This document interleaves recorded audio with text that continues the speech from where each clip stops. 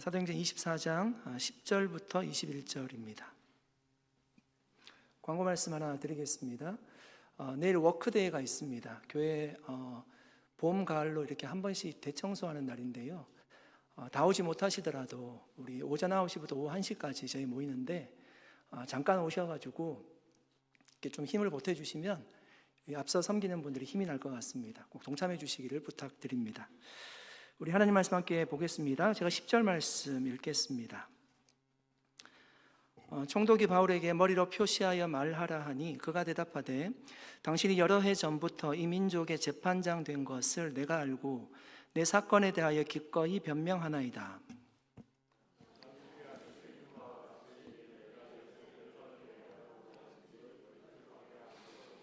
그들은 내가 성전에서 누구와 변론하는 것이나 회당 또는 시중에서 무리를 소동하게 하는 것을 보지 못하였으니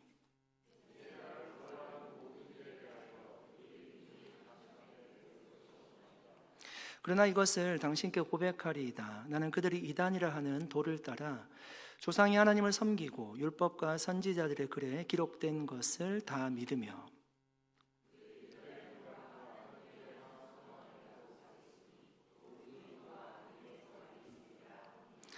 이것으로 말미암아 나도 하나님과 사람에 대하여 항상 양심에 꺼리낌이 없기를 힘쓰나이다.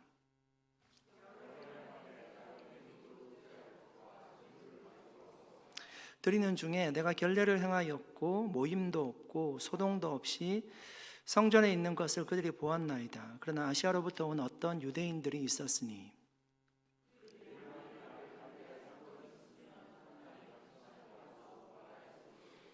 그렇지 않으면 이 사람들이 내가 공회 앞에 섰을 때에 무슨 옳지 않은 것을 보았는가 말하라 하소서. 오직 내가 그들 가운데 서서 외치기를 내가 죽은 자의 오늘 너희 앞에 신문을 받는다고 한 이 한 소리만 있을 따름이니이다 하니 아멘. 잠깐 기도하겠습니다. 하나님 감사합니다. 오늘도 이 자리에 임재하여 주시고 하나님이 우리에게 말씀하여 주시기를 기도드립니다. 성령께서 우리에게 깨닫는 지혜를 허락해 주시고 또 기도할 때에 하나님의 응답이 있도록 역사하여 주시옵소서. 감사드리옵고 예수님의 이름으로 기도드립니다. 아멘. 바울을 송사하기 위해서 대제사장은 더둘로라는 변호사를 대동하고요. 총독이 있던 가이사랴에 방문하게 됩니다. 더둘로는 총독이 듣기에 달콤한 말로 변론을 시작했습니다. 마치 바울이 전염병과 같은 위험한 자라고 했습니다. 유대인에게는 좋지 않은 교훈을 가르치기 때문에 위험한 자이고 로마에는 이렇게 폭력적인 어떤 일들을 하기 때문에 위험한 자라고 했습니다. 벨릭스 총독이 그 얘기를 다 듣고요. 오늘 본문에 보니까 바울에게 변론할 수 있는 기회를 주었습니다. 오늘 보면 10절 말씀에 보니까 벨릭스가 머리로 표시했다고 합니다. 이 말이 고개를 끄덕였다 이런 얘기입니다. 그냥 얘기하지 않고요. 바울에게 표시를 한 겁니다. 얘기할 수 있도록 표시를 해 주었습니다. 우리로 얘기하면 좀 굉장히 기분 나쁠 수 있습니다. 사람이 변론하십시오 이렇게 얘기한 것도 아니고 이렇게 머리를 끄덕였다라고 합니다. 왜 그렇게 표시했을까요? 아마도 재판장으로서 자신이 얼마나 위험이 있는지 권위가 있는지를 아마 보여주고자 했을 것입니다. 바울은 더둘로와 같이 아첨하는 말로 벨릭스가 듣기에 좋은 말로 변론을 하는 것이 아니라 사실에 입각한 변론을 했습니다. 10절 말씀 읽어보겠습니다. 총독이 바울에게 머리로 표시하여 말하라 하니 그가 대답하되 당신이 여러 해 전부터 이 민족의 재판장 된 것을 내가 알고 내 사건에 대하여 기꺼이 변명하나이다. 여러분 역사적 사실에 의하면요 벨릭스는 52년경부터 유대 지방의 총독으로 지냈다고 합니다. 한 6년 정도 있었다고 합니다. 그러니까 이런 바울의 말처럼요 여러 해 동안 유대 지방을 다스린 것입니다. 그러니까 유대 지방을 다스리면서 그가 로마의 총독이었지만 유대 지방의 문화도 익혔을 거고요. 그들의 언어도 어느 정도는 알고 있었을 것입니다. 바울이 지금 여러 해 동안 당신이 여기를 섬기지 않았습니까? 라고 얘기하는 이유가 무엇일까요? 바울이 말하는 것은 그 총독이 그 유대 상황을 종합적으로 고려해서요, 아마 자신의 문제를 공정하게 판결해 줄 것을 기대했을 것입니다. 우리가 지난번에 살펴보았듯이 더들로는 세 가지 죄목으로 바울을 고소했습니다. 첫 번째는요, 소요죄였습니다.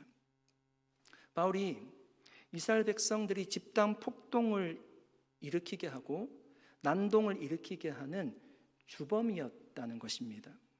두 번째는 바울이 나사렛 이단의 우두머리라고 얘기했고요. 세 번째가 성전 모독죄였습니다. 이 세 가지에 대해서 바울이 반박 변론을 하고 있습니다. 오늘 보면 11절, 13절 말씀은요, 11절에서 13절 말씀은 소유죄에 대한 바울의 변론입니다. 11절 말씀 읽어보겠습니다. 당신이 아실 수 있는 바와 같이 내가 예루살렘에 예배하러 올라간 지 열이틀밖에 안 되었고, 이런 바울은 자신이 예루살렘에 올라간 이유를 얘기하고 있습니다. 왜 예루살렘에 올라갔다라고 얘기하고 있습니까? 더들로가 얘기하듯이 로마 정부에 항거하기 위해서 올라간 것도 아니고 평화를 깨뜨리려는 목적으로요, 예루살렘을 방문한 것도 아니었습니다. 뭐라고 하죠?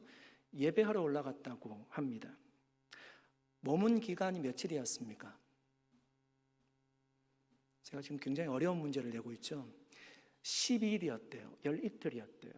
이게 어떤 의미인가 하면 사람들을 선동하고 모으고 소요를 일으킬 만한 충분한 시간이 아니었다는 얘기입니다. 12절 말씀입니다. 그들은 내가 성전에서 누구와 변론하는 것이나 해당 또는 시중에서 무리를 소동하게 하는 것을 보지 못하였으니. 여러분, 여기 세 가지 장소가 나오거든요. 세 장소가 성전, 회당, 시중이란 장소입니다. 시중은 이제 거리를 얘기합니다. 그 세 장소 어느 곳에서도 자신이 소동을 일으키는 것을 그들이 보지 못했다는 겁니다. 성전에서도 회당에서도 거리에서도 자신이 소동을 일으킨 것을 본 사람이 없다는 거예요. 우리가 알다시피 소동은 바울이 일으킨 것이 아니라 유대인들이 일으켰습니다. 바울이 이방인을 성전에 데리고 들어갔다라고 오해하면서 소동이 시작이 되었습니다. 13절 말씀입니다. 이제 나를 고발하는 모든 일에 대하여 그들이 능히 당신 앞에 내세울 것이 없나이다. 더들로가 소유죄로 자신을 고소했지만 고소 내용을 입증할 증거가 전혀 없다는 것입니다. 사랑하는 여러분, 여러분은 바울처럼 억울한 누명을 썼을 때가 있습니까? 아마 한두 번은 있지 않을까 싶습니다. 요셉처럼 보디발의 아내를 취했다는, 겁탈했다는 그런 누명을 우리가 받을 때가 있습니다. 누군가 여러분을 이유 없이 고소하고요, 사실이 아닌 말로 몰아세운다면 정말 화도 나고요, 아마 억울할 것입니다. 그런 상황 속에서도 흔들림 없이 진실 위에 서 있었던 한 신앙인의 이야기를 좀 들려주고자 합니다. 여러분 잘 아실 겁니다. 세계 2차 대전 중에 독일의 젊은 신학자의 이야기입니다. 그는 나치 정권이 저지르는 악에 대해서요, 그것이 잘못되었다고 목소리를 냈습니다. 결국 히틀러를 제거하려는 작전과 연루되었다는 이유로 체포되게 됩니다. 그가 재판장에 나섰을 때 나치는 그를 국가 반역자로 몰았습니다. 모두가 두려워하는, 우리가 예전에 배우지 않았습니까? 그 나치 정권의 모두가 두려워하는, 정말 아무 말도 하지 못하고요, 사람들이 다 고개를 숙이고 침묵하고 있었지만 그 젊은 신학자가 담대하게 이렇게 말합니다. 내가 죄를 지었다면 그것은 하나님의 뜻을 외면한 죄이지 인간의 권력에 대한 반역은 아닙니다. 나는 하나님 앞에서 내 양심을 따라 행동했을 뿐입니다.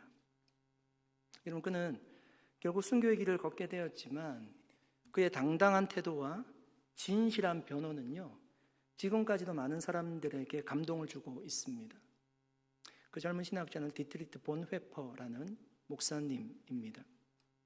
여러분, 오늘 우리가 함께 본 바울의 모습도 저는 이와 비슷하게 보였습니다. 바울 또한 거짓 고소 앞에서도요, 감정적으로 이것을 대응하지 않고 사실과 진리로 변론했습니다.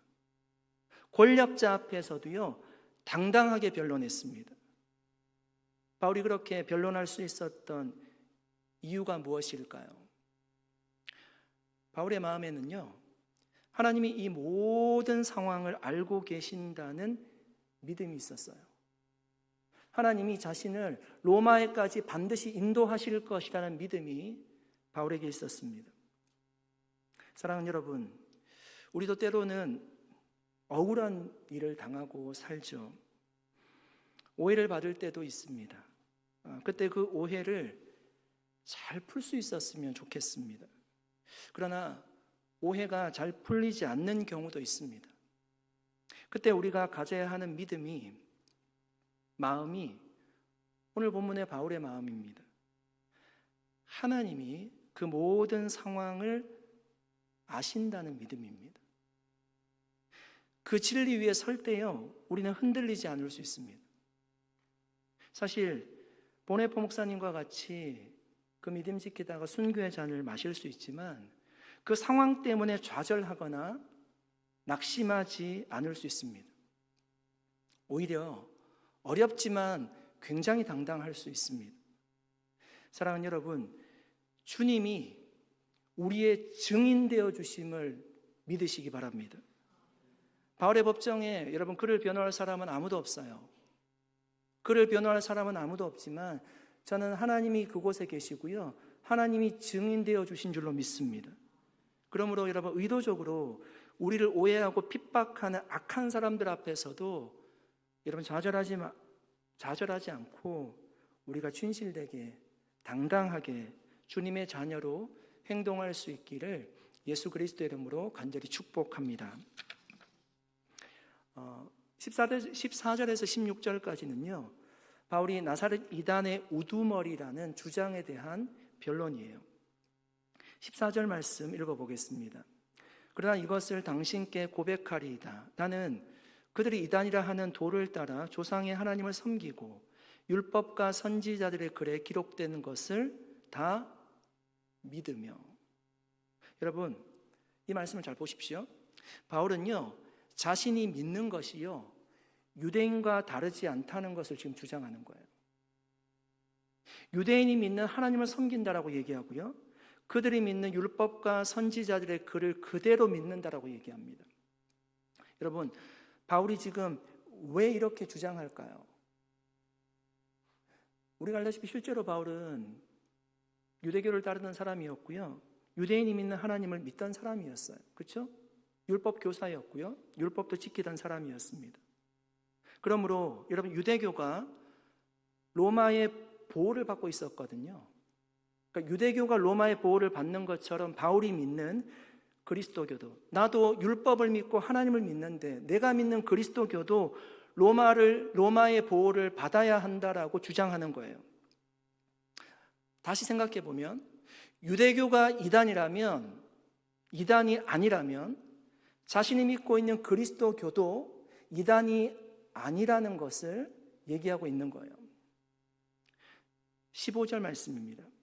그들이 기다리는 바 하나님께 향한 소망을 나도 가졌으니 곧 의인과 악인의 부활이 있으리라 함이니이다.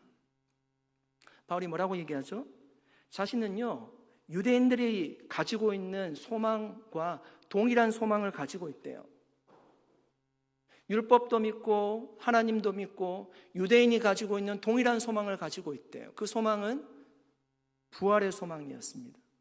그러니까 자신은 지금 더들로가 얘기하는 것과 같이 이단이 아니라는 거예요. 나사렛 이단의 우두머리가 아니라는 겁니다. 여러분, 사실 부활 논쟁은 우리가 말씀을 나누었다시피 산헤드린 공의회에서 있었던 얘기입니다. 그렇죠? 바리새인과 사두개인 간에 이 부활로 말미암아 큰 논쟁이 붙었습니다. 그런데 바울은 그 뜨거운 감자와 같은 부활의 문제를요, 지금 벨릭스 총독 앞에서 왜 다시금 거론하고 있을까요? 사도계를 제외한, 그러니까 바리새인은 영적인 존재를 믿고요, 부활을 믿어요. 사두개인은 믿지 않잖아요. 사두개인을 제외한 대부분의 유대인들은요, 부활 신앙을 가지고 있어요. 나도 동일한 신앙을 가지고 있다라고 얘기하죠. 그것이 주류의 입장이에요. 사두개인의 의견은 사실은 비주류입니다. 지금 이 신문의 자리에 있는 사람은, 대부분의 사람은 누구입니까? 대제사장이 데리고 온 사람이에요. 대제사장들과 사두개인들과 유대인들이 있었대요. 대부분들은 제사장과 관련된 사람들이에요. 유대 주류의 입장에서 보면요, 사두개인의 부활의 입장은 어쩌면 이단과 같은 발언일 수 있어요. 지금 바울이 여러분 무엇을 말하고자 하는 걸까요? 자신은요, 주류 유대인의 입장을 견지하고 있다는 거예요. 그들과 동일한 하나님을 믿고 율법을 믿고 그리고 부활을 믿는다는 거예요. 오히려 신문을 하고 있는, 자신에게 나사렛 이단의 괴수라고 얘기하고 있는 대제사장보다 더 주류의 입장을 선택하고 있다는 것을 지금 로마의 총독에게 말하고자 했을 것입니다. 16절 말씀입니다. 이것으로 말미암아 나도 하나님과 사람에 대하여 항상 양심에 거리낌이 없기를 힘쓰나이다. 여러분, 지금 변론하는 사람은 누구입니까? 두 사람이에요. 더둘로와 바울이죠. 바울의 이 얘기는 더둘로를 염두에 둔 얘기일 거예요. 더둘로는 양심에 따라 변론하지 않았습니다. 아첨하는 말을 했어요. 듣기 좋은 얘기를 했습니다. 그는 하나님 앞에서도 사람 앞에서도 정직하게 행하지 않았습니다. 그러나 자신은 양심에 거리낌이 없이 변론하고 있다는 것입니다. 여러분, 바울은 유대인이 볼 때 이단의 우두머리라고 조롱받았어요. 여러분, 세상 사람들이 그리스도인을 볼 때요, 우리를 볼 때요, 그렇게 보는 분도 없지 않습니다. 세상은 그리스도인이 믿는 것을, 우리가 믿는 것을요, 이상하다, 극단적이다, 반이성적이다라고 얘기하는 사람들이 있습니다. 죽으면 끝이지 무슨 부활이 있어 라고 얘기합니다. 하나님은 인간이 만들어낸 허구라고 얘기합니다. 신에게 이르는 방법은 여러 방법이 있다라고 얘기합니다. 굳이 하나님 믿지 않아도 된다라고 얘기합니다. 최근에 나온 계시록이라는 영화를 보았습니다. 그 영화에 등장하는 목사는요, 굉장히 잘생겼습니다. 배우가 연기하니까. 네. 그 목사는 이상한 계시를 보고 그것을 하나님의 뜻으로 알고 쫓는 사람이에요. 새신자가 이제 교회에 오면 그 새신자를 교회에 등록시키기 위해서 굉장한 푸시를 합니다. 굉장히 강요를 하고요. 허름한 곳에서 개척교회를 시작하지만 신도시 큰 교회로 가고자 하는 야망이 있는 사람이에요. 성공에 눈이 멀어서 폭행과 은폐, 살인도 마다하지 않는 사람입니다. 목사의 사모도 동창과 불륜을 한 사람으로 등장합니다. 그것을 숨기고요, 사모님들이 모이는 모임에 가서, 양로 모임에 가서 봉사를 하고 교회에서는 선한 양처럼 이중적인 모습을 보입니다. 대형교회 담임 목사 자녀 또한 결혼한 지 얼마 되지 않았는데 성도와 불륜을 행합니다. 그 대형교회 담임 목사는 신도시가 들어서는 곳에 큰 예배당을 건축을 하고요, 그 아들을 그곳에 담임 목사로 보내고자 했습니다. 그런데 이 문제가 터진 겁니다. 대형교회 담임 목사는 권력과 정치의 정점을 보여주고 있습니다. 성도들은 현실과 동떨어진 광기 어린 집단으로 등장합니다. 여러분, 보지 않으신 분들은 제가 지금 하는 말이 이게 지금 사실인가처럼 들릴 수 있습니다.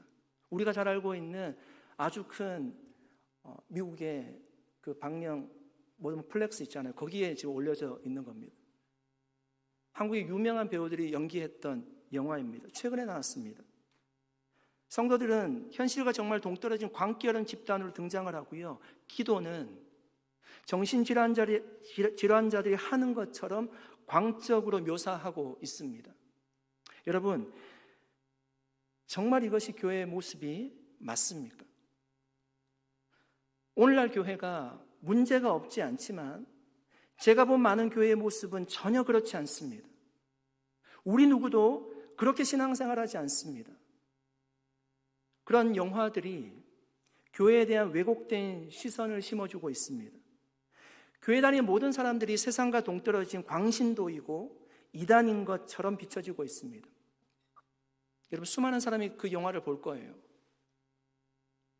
그냥 우리가 영화 한 편 작품이라고 생각하고요. 그냥 그렇게 받아들이면 되는 것입니까? 그런 영화를 보고 사람들이 기독교에 대한 어떤 마음을 가지게 될까요?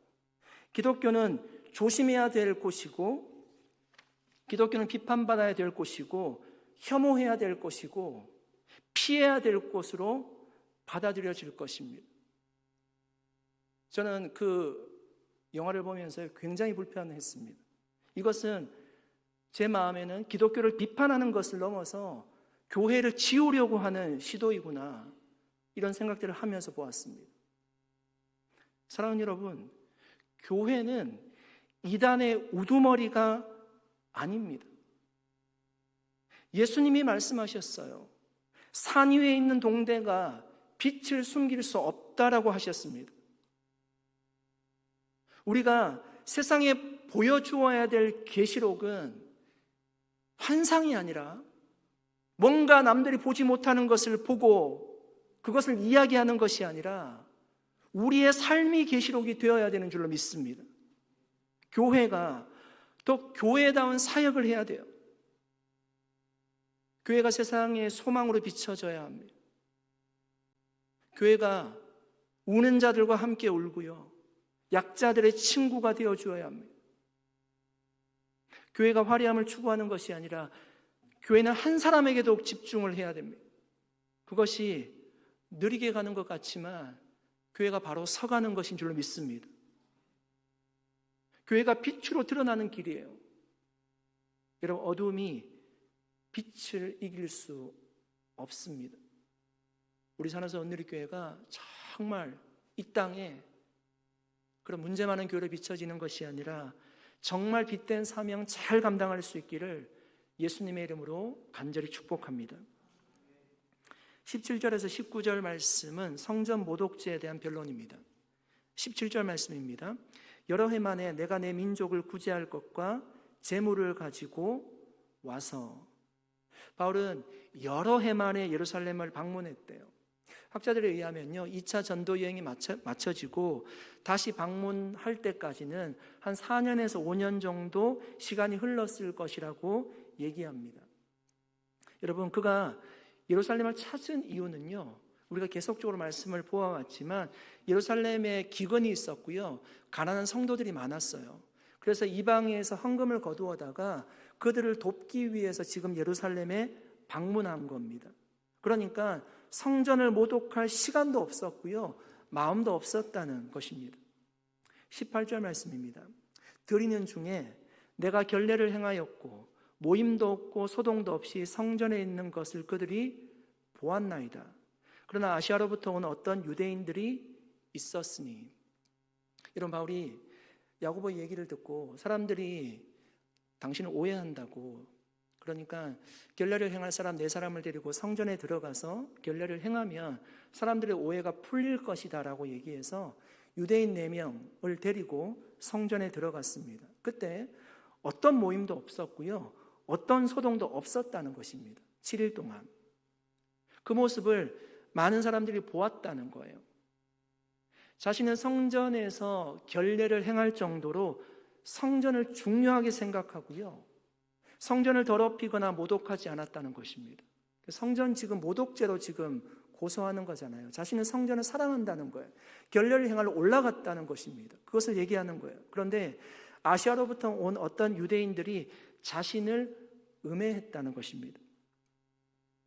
자신은 유대인을 성전에 데리고 들어갔지만 마치 헬라인을 데리고 성전에 들어간 것처럼 그렇게 오해해서 성전을 더럽혔노라고 주장하고 있습니다. 19절 말씀입니다. 그들이 만일 나를 반대할 사건이 있으면 마땅히 당신 앞에 와서 고발하였을 것이요. 만약 정말 내가 성전에서 헬라인을 데리고 들어간 것을 본 사람이 있으면 당연히 벨릭스 총독 앞에 와서 고발해야 된다는 것입니다. 그 얘기는 무엇일까요? 지금 오지 않았다는 겁니다. 법정에 오지 않았다는 거예요. 그렇다면 그것은 사실이 아니라는 겁니다. 그러니까 성전 모독죄는요, 모함이라는 거예요. 더들로는 지금 증인도 없이 거짓된 내용을 고발하고 있습니다. 그럼 사실은 이것은 더들로가 위증죄를 범하는 것이고요, 오히려 처벌받아야 마땅한 거죠. 없는 얘기를 지금 하고 있는 거예요. 바울이 그 얘기를 지금 주장하고 있는 것입니다. 여러분, 요즘 정말 무서운 것이 무엇인가 하면요, 아니면 말고입니다. 아니면 말고입니다. 아니면 말고. 직장에서 있었던 실제 상황입니다. 한 곳에 새로 들어온 직원이 있었습니다. 어느 날 회사 복사기가 고장났는데 누군가 말했습니다. 새로 들어온 그 친구가 어제 처음 복사기를 썼대, 사용했대. 옆에 있는 사람이 얘기합니다. 혹시 잘못 만진 것 아닐까? 그 이야기는 점점 커지면서요, 다른 부서 사람들까지 그 새로 들어온 직원이 복사기 잘못 다뤘다더라는 말로 번져나가기 시작합니다. 그런데 정작 나중에 알게 된 복사기 고장의 원인은 내부 부품 문제였습니다. 그 직원은 아무 잘못이 없었습니다. 하지만 이미 생긴 평판은 쉽게 회복되지 않았습니다. 그 직원은 마음에 큰 상처를 입었습니다. 아니면 말고. 심보가 이런 것이죠. 인터넷에 댓글이 달리는 것을 보십시오. 확인할 수도 없고 책임질 수도 없는 말을 얼마나 많이 쏟아내고 있습니까? 아니면 말고. 그 소문 때문에 사람을 생매장하기도 하고요, 정말 죽음에 몰아넣기도 합니다. 나중에 진실이 밝혀져도 다 피해를 입은 후라 되돌리기 어려울 때가 많습니다. 사랑하는 여러분, 아니면 말고의 삶은 그리스도인의 삶이 될 수 없습니다.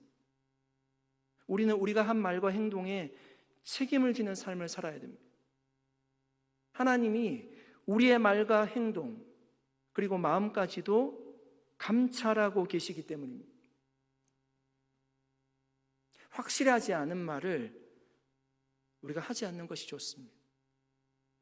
될 수 있는 한 말을 옮기지 않는 것이 좋습니다. 옮겨진 말은 또 다른 변형이 있고요, 오해를 낳을 수 있기 때문입니다. 한 교회에서 이것도 실제로 있었던 이야기입니다. 어느 날 A 집사님이 예배 후 조용히 B 집사님에게 말했습니다. 요즘 C 집사님 얼굴이 좀 안 좋아 보이시네요. 어디 편찮으신 건 아닐까요? 그 말은 단순한 걱정과 배려의 말이었습니다. 걱정하는 거예요. 얼굴이 좋아 보이지 않던데 걱정하는 겁니다. 그런데 그 말이 다른 사람의 입을 거치면서 이렇게 바뀌기 시작합니다. C 집사님 몸이 안 좋다더라. 병원에 자주 가신대. 큰 병에 걸리신 것 같대. 암이라던데. 불과 일주일 사이에요. C 집사님은 아무 말도 안 했는데 온 교회가 그의 병을 걱정하기 시작했습니다. 심지어 누군가는 야, 이제 봉사 못 하시겠는데 그 섬기는 자리까지 흔들기 시작했습니다. 결국 C 집사님은 직접 나서서 자신의 건강 이상이 없다라고 해명해야 됐습니다. 이게 무슨 일입니까? 사랑하는 여러분, 더들로가 한 말은요, 성전 모독죄는 없는 말이었습니다. 책임질 수 없는 말, 또 정직하지 않는 말, 말에 꼬리를 낳고 문제를 일으키는 말, 그런 말은 하나님이 주시는 말이 아닙니다. 책임질 수 있는 말, 정직한 말, 진실한 말을 하는 우리 하나님의 사람들이 다 될 수 있기를 축복합니다. 그래서 정말 여러분, 우리의 말이요, 죽이는 말이 아니라 사람을 살리는 말이 될 수 있기를 예수 그리스도의 이름으로 간절히 축복합니다. 우리가 성인이지 않습니까? 치고받고 싸우는 사람은 없습니다. 다 말로 상처받고요, 말로 시험에 들게 합니다. 정말 생명의 언어를 사용할 수 있는 저와 여러분이 되셔서 우리 산호세 온누리교회가 든든하게 주님 보시기에 아름다운 공동체로 세워져 갈 수 있기를 축복합니다. 함께 기도하겠습니다.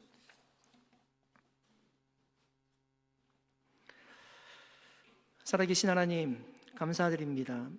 오늘 하나님의 말씀을 함께 나누었습니다. 하나님, 우리가 때로는 억울한 일을 당하기도 하고 또 내가 하지 않는 말을 사람들이 옮기면서 그 말이 이상하게 전달이 되기도 합니다. 하나님, 그때마다 우리가 다 변론할 수 없지만 오늘 말씀을 보았듯이 하나님이 알고 계심을 깨닫게 하여 주시옵시고, 하나님, 우리의 언어가 사람을 죽이는 말이 아니라, 낙심하게 하는 말이 아니라 사람을 살리는 말, 생명을 주는 언어를 사용할 수 있도록 역사하여 주시옵소서. 하나님, 그리하여서 우리 산호세 온누리교회가 이 세상 가운데 소망을 주는 공동체가 되게 해 주시옵소서. 교회가 교회답게 정말 영혼의 관심을 가지고 쓰임받을 수 있도록 주님 도와주시옵시고, 하나님, 그리하여서 우리 교회를 통하여서 많은 하나님의 백성들이 일어날 수 있도록 축복하여 주시옵소서. 감사드리고 예수님의 이름으로 기도드립니다. 아멘. 우리 함께 찬양 드리겠습니다.